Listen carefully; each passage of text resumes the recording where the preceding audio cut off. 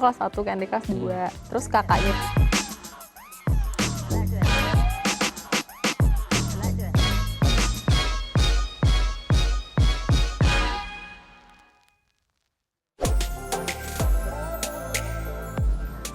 Good morning, pagi-pagi gini saya udah sibuk nih ngurusin tanaman-tanaman bunga yang nggak biasa. Istimewanya bunga ini bisa dimakan atau disebut juga edible flower.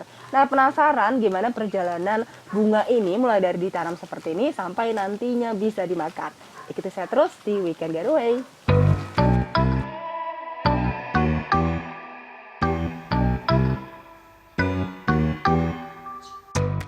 Di salah satu kebun di daerah Cisarua, Bogor, Jawa Barat ini, penanaman edible flower dilakukan secara organik dan hidroponik. Pada penanaman secara organik, media yang digunakan adalah tanah dengan campuran pupuk kompos, sekam, dan kokopit dari sabut kelapa. Sedangkan hidroponik menggunakan media tanpa tanah, yakni rock wool atau serat seperti wool yang terbuat dari bebatuan vulkanis. Di sini, saya belajar proses menanam edible flower yang dimulai dari bibit maupun stek. Penanaman dari bibit membutuhkan waktu tumbuh cukup lama, yakni 3 hingga 4 bulan untuk bisa dipanen. Namun masa hidupnya lebih panjang hingga 1-2 tahun. Sedangkan waktu tumbuh stek lebih cepat sekitar 1,5 bulan, namun masa hidupnya pun lebih singkat, sekitar 5 bulan. Untuk stek perlu teknik khusus, yaitu tanah yang telah dimasukkan ke dalam polybag diberi ruang menggunakan jari agar akar tanaman nantinya dapat tumbuh.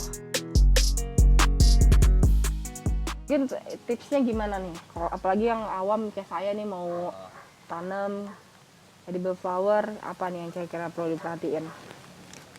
Sebenarnya sih untuk edible flower, apalagi jenis untuk dimakan ya, susah-susah gampang.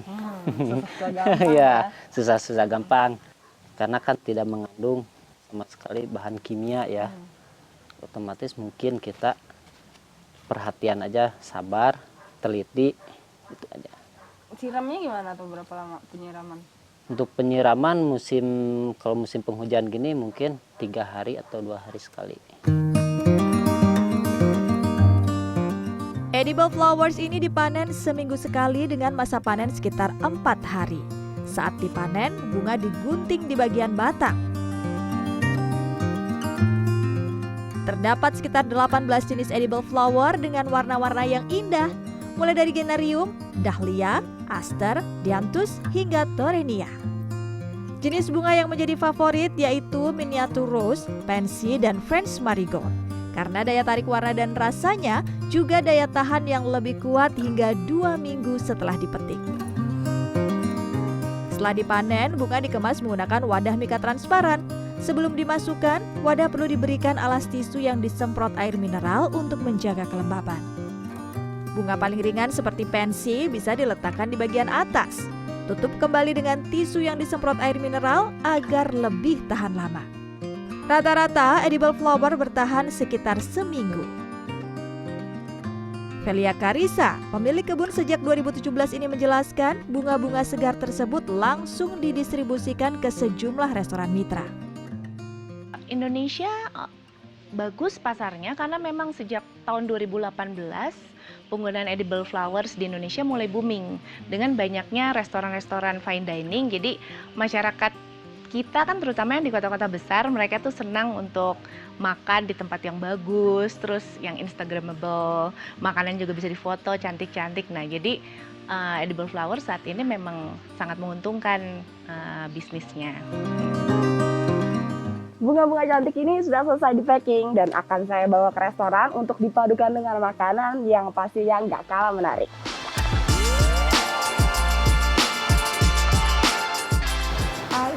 Hello, wow, you bring some very nice edible flowers. Yeah. Thank you. We'll be cooking some nice stuff with that today.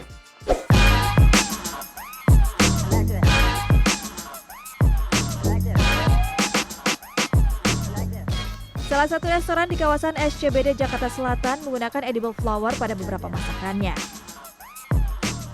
Nah, bersama Chef Gil, saya akan menyajikan edible flowers bersama asparagus putih yang sudah direbus. Pure dibuat dari campuran asparagus hijau dan bayam. Setelah itu, seluruh bahan ditata di atas piring, termasuk jamur truffle dan daging sapi kering. Edible flower ditambahkan sebagai sentuhan akhir. For the use of the edible flowers, what's the function of it? Is it to enrich the smell, the taste, or maybe just for Yes, the look? flowers, there's a few have a little bit of taste, but they're quite subtle, yeah. Like your geranium or some of the marigold have a bit flavor. Some are very blend, so some is only for the color. And a little bit of smell, of course, some flowers have some smell as well, yeah. How does it taste like? Is it like a herb or like? Yes, some have a bit of herby flavor. Some are a little bit fruity, some are a bit spicy. But in general, they're not too strong. Not like herbs, they're quite mild. Yeah.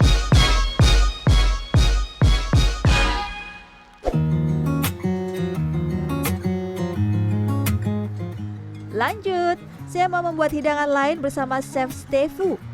Bahan utamanya adalah ayam panggang dengan mentega dan bawang putih, juga nasi yang dicampur dengan pesto dari basil ditambah sayuran tumis. Ada tips dari Chef Stefu nih dalam padu padan warna makanan dengan bunga. Untuk makanan panas seperti daging, pilih bunga yang tebal. Sementara bunga yang lebih tipis bisa digunakan pada sayur yang tidak panas agar bunga tidak layu. Pakai edible flower yang mana nih?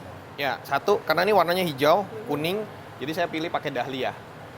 Merah. Ya, tapi kan nggak mungkin kita semua kan utuh, jadi kita pakai yang kecil-kecil. Nah, ya kita pakai kelopaknya. Satu membuat dia menjadi lebih warnanya lebih kontras. Ya, jadi ada merah, ada hijau. Nah, itu warna-warna yang kita inginkan. Nih, cantik dan indah kan makanan yang sudah dihias menggunakan edible flower? Perpaduan makanan dan bumbunya sangat pas di lidah. Dengan tambahan bunga sebagai pelengkap, sedikit menambah cita rasa dan aroma menjadi lebih kaya, tapi tak mengubah rasa utama makanan. Tim Liputan CNN Indonesia.